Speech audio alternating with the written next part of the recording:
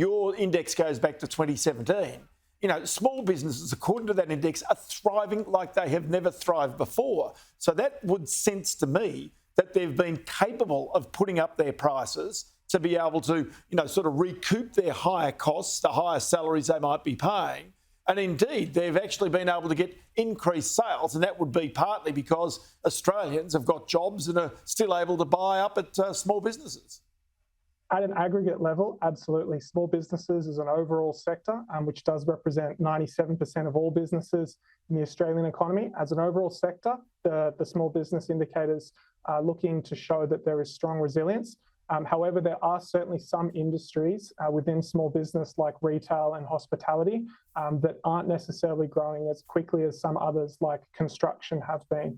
I think that is a flow-on effect which could be emerging from some of the discretionary spending challenges that households are finding themselves under pressure with. And that is starting to take its toll with some small businesses, despite overall small business managing to keep everything in check and balance everything as best as they possibly can. One area that's in the news this week is about casual employment versus full-time employment. The government wanting to bring in new laws that allows a person after 6 months, a casual employee, to say, hey, we want to be a full-time worker. Now, there's going to be some carve-out for small business, but this also goes to the heart of small business and their ability in tight employment times of being able to find the workers they need.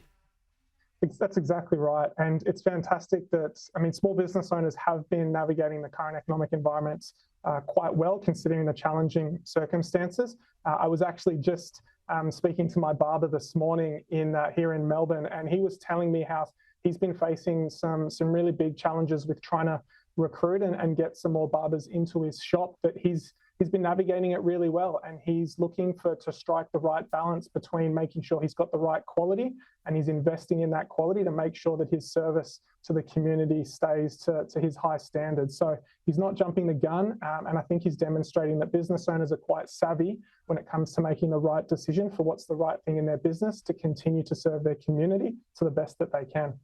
You're right about that, because this goes to the heart of Australia's economy, because really in many ways it's when small business owners start to sell up or to basically have to go out of business and they've got their houses on the line that you suddenly get a knock-on effect on the housing market and a lot of other areas. But if they're able to maintain employment and keep themselves employed, then under those circumstances, the unemployment rate is not going to rise as quickly as many economic forecasts suggest.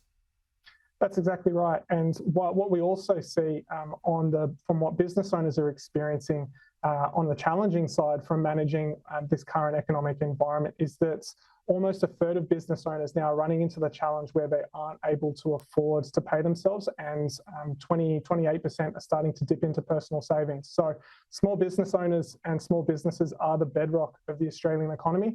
They're all throughout every industry in our entire supply chain. And we are starting to see some signs where some businesses are doing everything they can, but they are running into some cash flow challenges and facing a cash flow crunch. 60% Xero data shows that 60% of business owners in the past 12 months have run into some cash flow challenges.